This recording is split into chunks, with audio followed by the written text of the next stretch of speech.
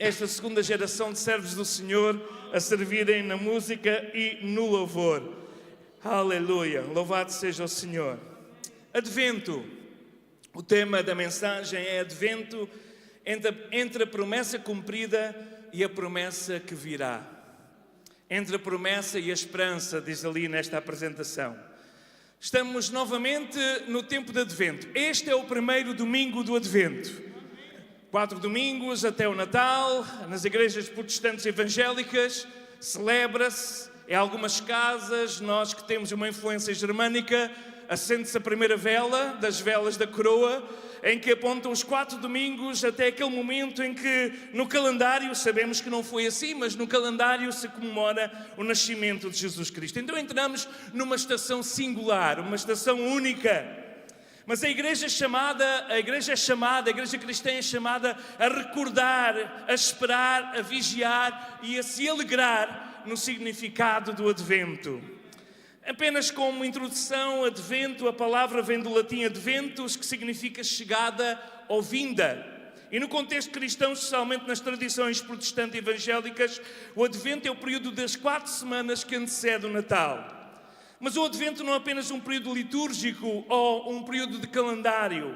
É um alerta espiritual para cada um de nós. É um convite de Deus de vivermos entre 2 certezas.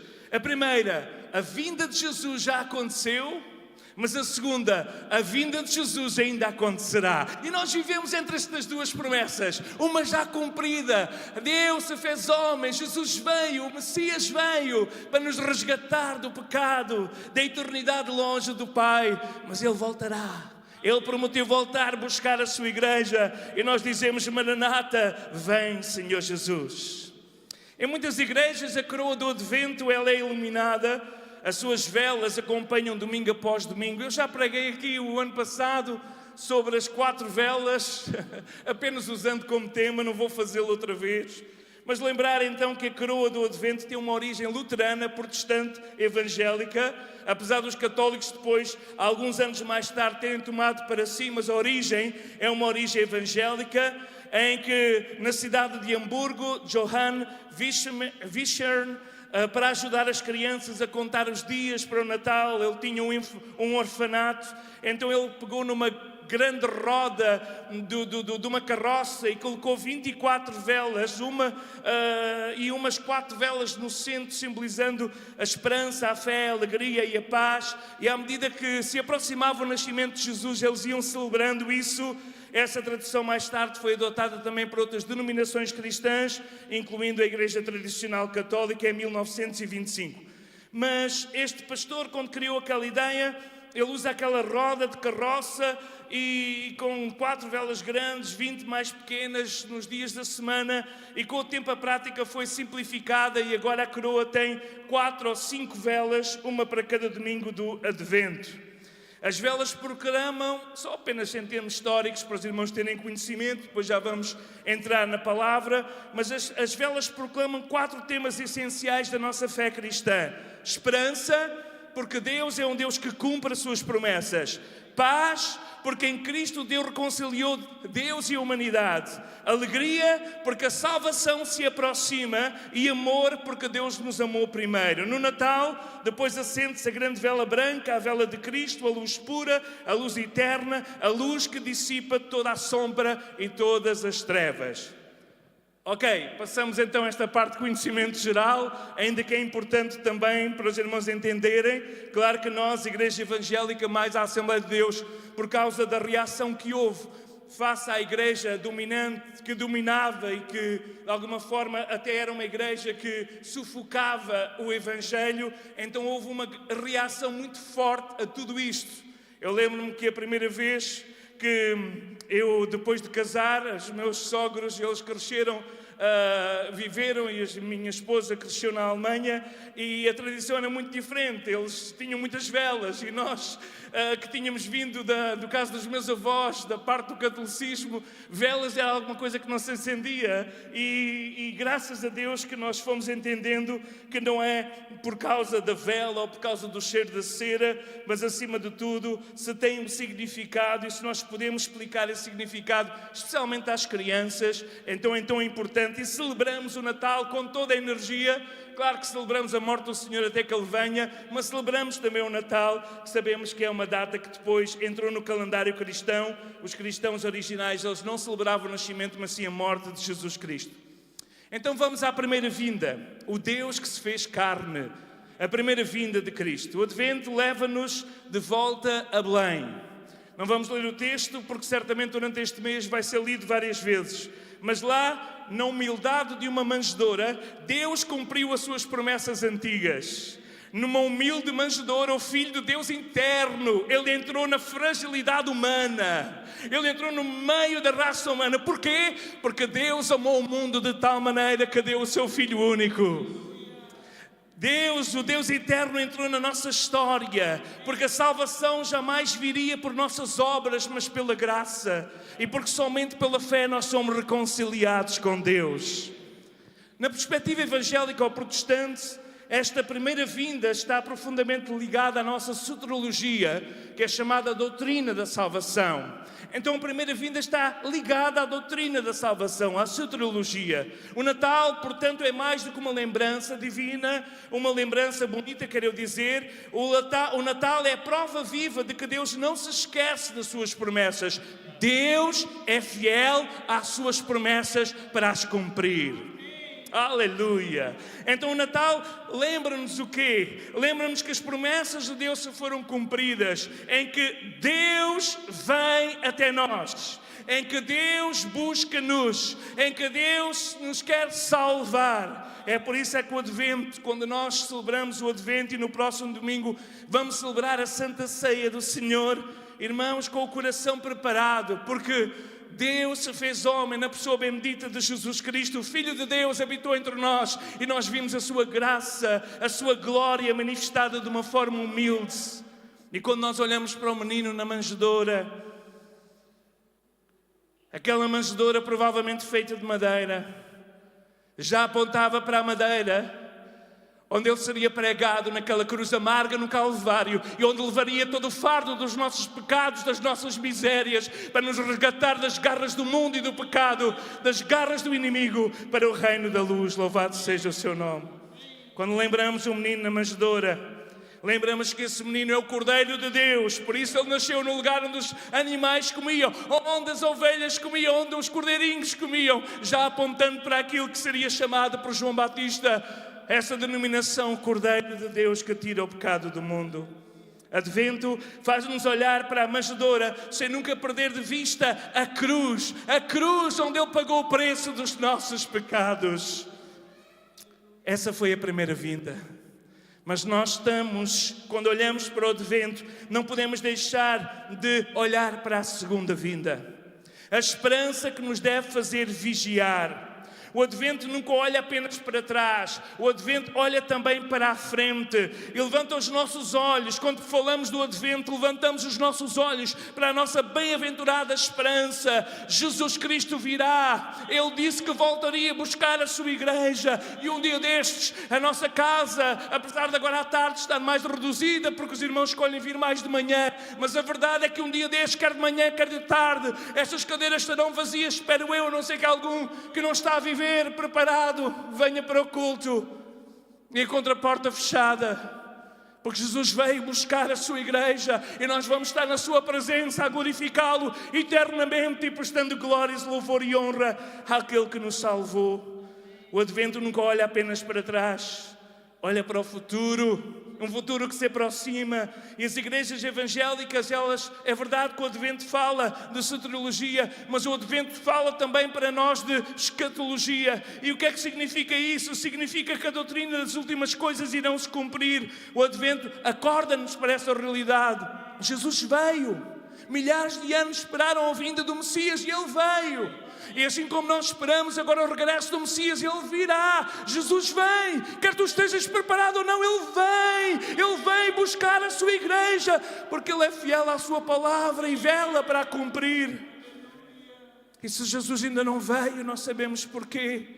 É porque existem ainda muitas vidas para ser resgatadas das garras do inimigo. Existem muitas vidas, muitas crianças, como víamos aqui, quando os nossos missionários vão para estes lugares, onde tantas crianças não têm a oportunidade de ser educadas no conhecimento de Jesus Cristo. Então ainda existem muitas almas para ser salvas, ainda existem países para ser resgatados, e nós por isso estamos a retardar a promessa. Nós, igreja, somos culpados, porque ainda não chegamos, e todos terão que estar diante do trono, até que todos ouçam esta proclamação. O Senhor tem retido a sua promessa, mas pela comunicação social, pelos satélites, pela internet, o Evangelho está a chegar para que ninguém fique inexcusável.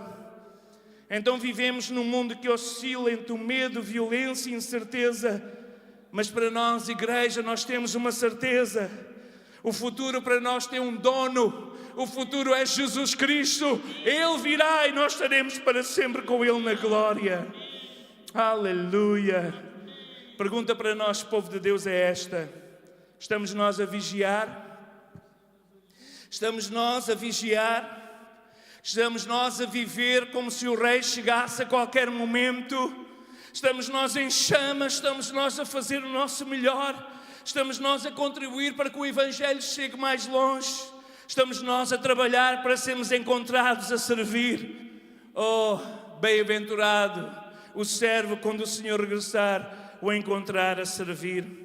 Então a espera cristã não é uma espera passiva, a espera cristã é uma espera ativa, a espera cristã é uma espera missionária, a espera cristã até que Jesus venha é cheia de serviço, é cheia de testemunho. Todos irão ouvir que Jesus Cristo, Ele é o Senhor, e até que todos confessem que Ele é o Senhor, há trabalho a fazer, não por força nem por violência, não, mas pelo Espírito e pela pregação da palavra.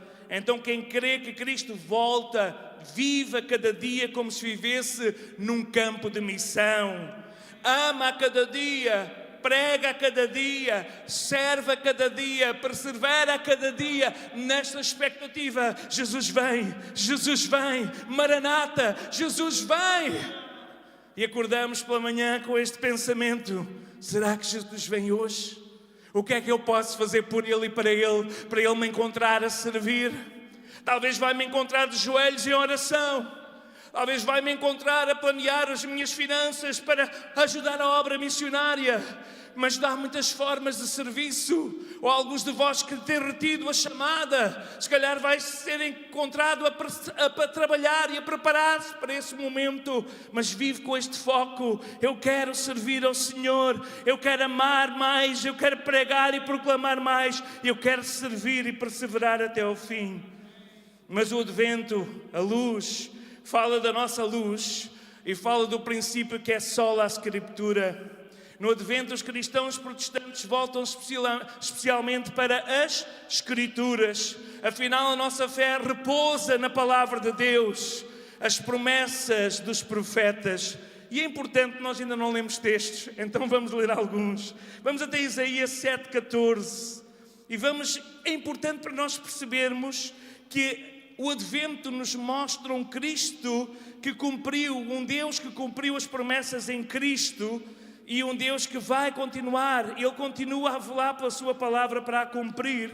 Então é importante olharmos para aquilo que foi cumprido na expectativa daquilo que se irá cumprir. Isaías 7,14 nós conhecemos, é um texto muito bonito que diz: portanto o mesmo Senhor vos dará um sinal. Eis que uma virgem conceberá e dará à luz um filho, e o seu nome será Emanuel. O seu nome será Emanuel. E nós sabemos que depois, mais à frente, o anjo explica e diz que Emanuel significa Deus conosco. E o cumprimento vamos encontrar em Lucas, no capítulo 1, Mateus também, o cumprimento desta profecia. Esta profecia, irmãos, foi escrita cerca de entre 600 a 700 anos antes disto acontecer. E estava escrito claramente: a virgem conceberá e dará à luz um filho, e o seu nome será Deus conosco. Ele é o Deus conosco, louvado seja o seu santo nome. Capítulo 9 do mesmo livro de Isaías, nós temos a promessa, que gostamos tanto destes versículos. É um versículo que nós devemos partilhar no Natal.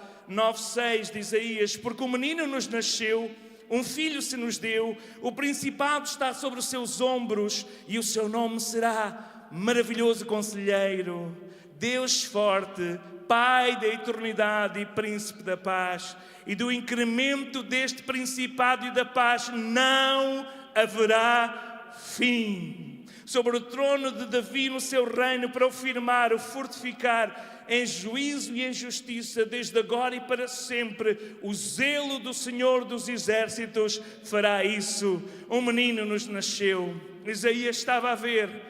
Talvez Isaías não viu onde é que ele iria nascer. Isaías, que era um poeta da linhagem real, o nobre, que era um profeta que vivia no palácio, não podia imaginar que o menino profetizado por Deus iria nascer numa zona mais humilde, entre os pobres, numa manjedoura onde os animais se alimentavam. Ele não podia imaginar, porque Deus se fez homem da forma mais humilde para que todos tenham acesso e possam tocar no Filho de Deus. Como os pastores que nunca poderiam entrar no palácio foram os primeiros a dobrar os joelhos diante do Senhor, mas também outros mais tarde dobraram. Aqueles que procuraram no palácio não o encontraram no palácio, mas foram encontrar certamente numa residência já mais tarde e dobraram os joelhos como os magos do Oriente, os sábios do Oriente. Então, a palavra como a nossa luz, a luz que nos mostra que este Deus que cumpre, este Deus que promete melhor, é o Deus que cumpre. E não podemos deixar de ver então a obra completa no livro de Isaías. Claro que Isaías é o Evangelho do Antigo Testamento, mas Isaías 53 vem depois dizer que este menino que foi colocado naquela manjedoura, ele iria ser martirizado por cada um de nós, ele iria sofrer por cada um de nós. E nós temos aqui este capítulo extraordinário e vamos ler apenas no verso 4. Todo o texto é fantástico, eu amo este capítulo, é dos capítulos mais lindos, poéticos da terra, que fala de todas as profecias, mas diz assim, vamos ler o 2 também, desculpem, porque este renovo, ele foi subindo, porque foi subindo como renovo perante ele, como uma raiz de uma terra seca, ele não tinha parecer nem formosura. Olhando nós para ele, nenhuma beleza víamos para que o desejássemos. Ele era desprezado, o mais indigno dentre os homens, homem de dores, homem experimentado nos trabalhos, e como um de quem os homens escondiam o rosto, ele era desprezado e não fizemos dele caso algum. E aqui está a colocar-se no povo de Israel, como Isaías, um dos nobres, não fizemos dele caso algum. Mas depois vem a profecia, verdadeiramente, verso 4, ele tomou sobre nós, tomou sobre si as nossas enfermidades e as nossas dores levou sobre si. E nós o reputamos por aflito, ferido de Deus e oprimido, mas ele foi ferido pelas nossas transgressões, moído pelas nossas iniquidades. O castigo que nos traz a paz estava sobre ele e pelas suas pisaduras nós fomos sarados. Aleluia. Irmãos, isto é um versículo que mexe comigo, porque eu fui sarado por as pisaduras de Jesus Cristo. Aleluia. Então, é verdade, nós falamos do Natal, do Advento, nós falamos de um bebê de uma forma romântica, envolto em panos, deitado numa manjedoura. Nós falamos de uma mãe a amamentar, de um pai que teve depois de fugir para o Egito, para que ele não fosse morto, conforme as profecias que diziam do Egito, chamei o meu filho. E nós vemos todas as profecias a se cumprirem, mas a maior para nós, de maior impacto, não é o menino da manjedoura, mas é o Cristo na cruz, o abraço de Deus à humanidade, o abraço de Deus a cada um de nós. Por isso nós somos devedores, iremos proclamar o seu nome até que ele venha. Louvado seja o seu santo nome. Escolhemos outro profeta contemporâneo, Miqueias. Louvado seja o Senhor. E em Miqueias 5:2, os irmãos conhecem, o profeta diz: e tu, Belém Efrata, de pequena que és, aí sairá de ti o governante de Israel. Este governante que era esperado desde os tempos antigos era cumprido agora naquela cidade de Belém. E Deus teve que mudar os planos de toda a humanidade. e falar ao imperador que reinava na altura, para obrigar toda a população a ir às terras dos seus antecessores, antepassados, para se recensear. E foi naquele momento, nós pensamos, e Maria podia pensar: mas Senhor, eu sou agraciada, tu puseste em mim o teu filho, e agora eu tenho com esta notícia ter que sair da minha terra, da minha segurança, da minha família de Nazaré, e ir lá para Belém. E ela, sentada naquela jumenta, pensava: mas porquê? Porquê? Porque todas as profecias tinham que ser cumpridas, e mesmo que o inimigo tentasse impedir, e mesmo que alguns o chamem de Nazareno, esta Belém Efrata foi o lugar onde Jesus Cristo, Ele nasceu, aleluia, de uma forma humilde, o príncipe da paz. Um principado, como disse Isaías, que não terá fim. Conforme a sua promessa, elas foram cumpridas. Por isso, Advento também é tempo de leitura, de lermos a palavra, de meditarmos na palavra, de estudarmos a palavra, de abrirmos o coração para a palavra e percebermos que Deus é um Deus de pormenores, Deus é um Deus de detalhes, Deus é um Deus que prepara todas as coisas para cumprir. Então não fiques à espera, não desanimes neste momento de espera, não desanimes na espera, mas confia que Deus é fiel para cumprir as suas promessas. E as suas promessas é estar contigo quando passares pelas águas. As suas promessas é estar contigo quando pelo vale tu atravessares. As suas promessas é que o seu cajado, a palavra, te vai segurar. Segura a palavra, não largues a palavra, porque a mesa está pronta. O Advento vem, a mesa está pronta. Aleluia, um dia destes nós vamos estar e habitar na casa do Senhor por longos dias. Um parente só para Maria, porque no Advento Maria é sempre muito empolada, mas para nós Maria também é um modelo de fé, não de veneração ou de adoração. Diferente de outras tradições, nós, evangélicos ou protestantes, não centramos o Advento na figura de Maria, mas contemplamos com gratidão a fé de Maria, contemplamos com gratidão a atitude de Maria. Quando em Lucas 1:38, a resposta de Maria à promessa do Senhor, ao desafio do anjo, ao anúncio do anjo, melhor foi: então disse Maria, Lucas 1:38, eis aqui a serva do Senhor, cumpra-se em mim segundo a tua palavra. E o anjo ausentou-se dela. Eis aqui a serva do Senhor. A irmã já orou esta oração? A irmã já fez esta declaração? O irmão já fez esta declaração? Eis aqui a serva do Senhor, cumpra-se em mim segundo a tua palavra. Então Maria apenas serve, claro, para nos ensinar algo essencial no Advento. Esperar é obedecer, e obedecer é esperar. Esperar é confiar, e confiar é saber esperar. Esperar é dizer sim à vontade de Deus. Senhor, cumpra-se em mim segundo a tua palavra. O que tu tens para mim, eu quero fazer. O que tu disseres, eu quero obedecer. Onde tu me enviares, eu quero ir. Cumpra-se em mim, como disse Maria, eis aqui o servo do Senhor, cumpra-se em mim segundo a tua palavra.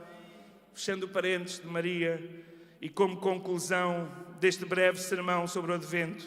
Advento é um tempo de preparação para o Salvador. Meus queridos e amados irmãos, o Advento é um convite para nós revisitarmos a nossa fé. O Advento é um convite para nós olharmos para a esperança, que deve ser uma esperança viva.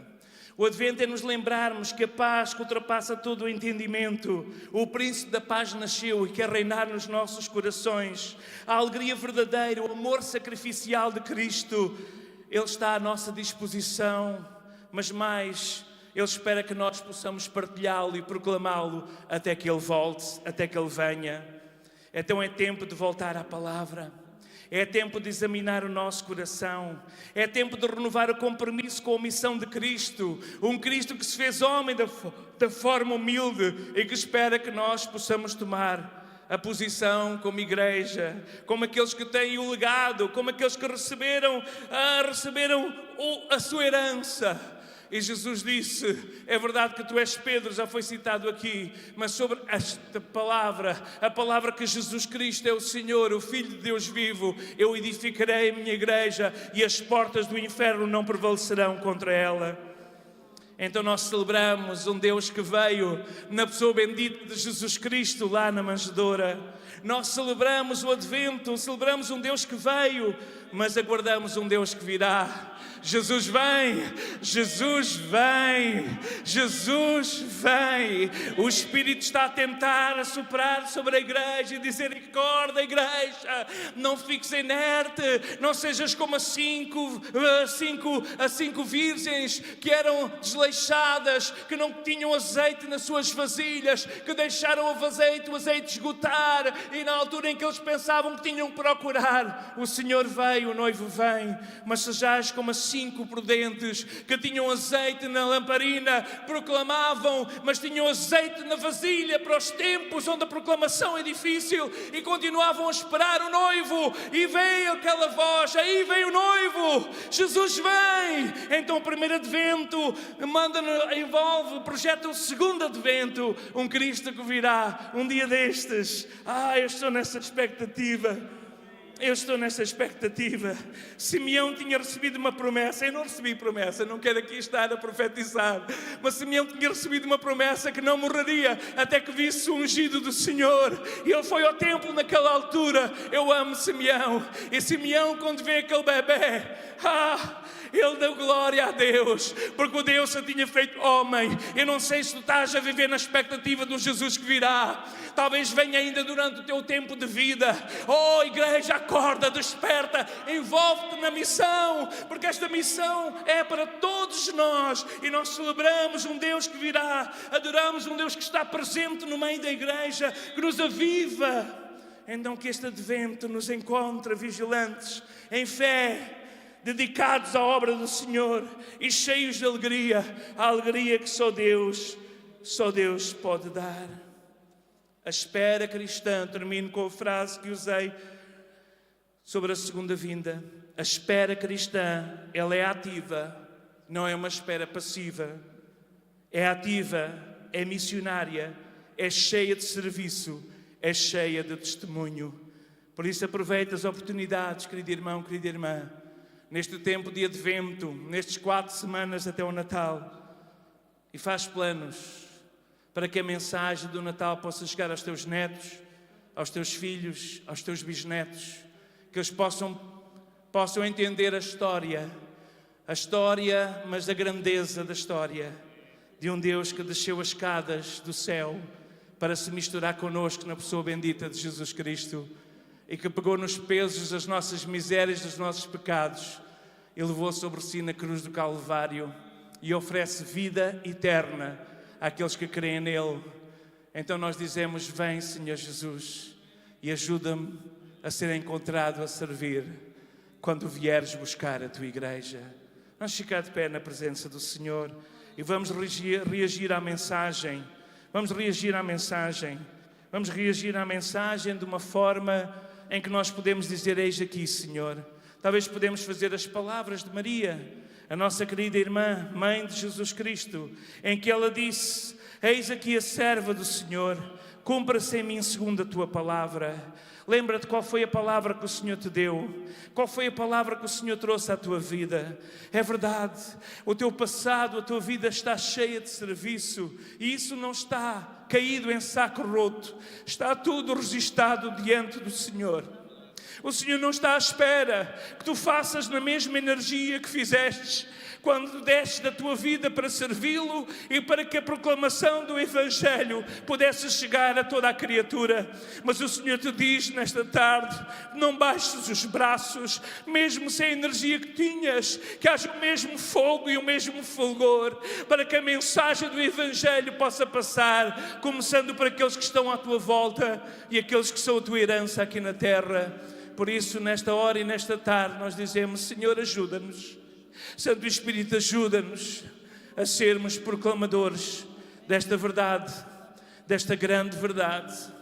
Natal fala do nascimento único, em que sem intervenção de um homem, por obra do Espírito Santo, Jesus nasceu.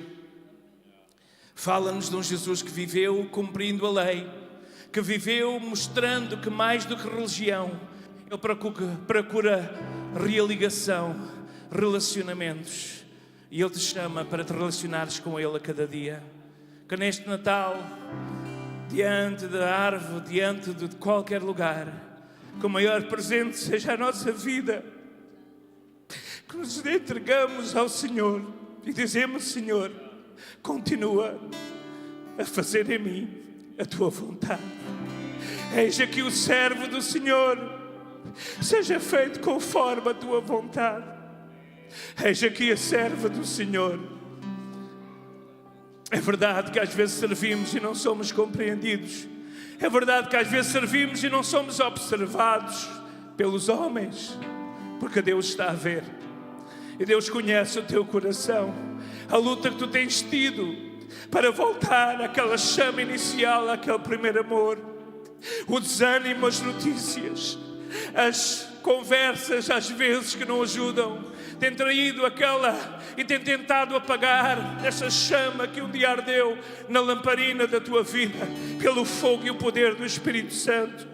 Mas o Senhor nesta tarde diz-te: a fonte continua a jorrar. Ainda há lugar para ires buscar o azeite, ainda há lugar para continuar a alumiar essa luz e para passares essa luz, para que alguém possa continuar a brilhar.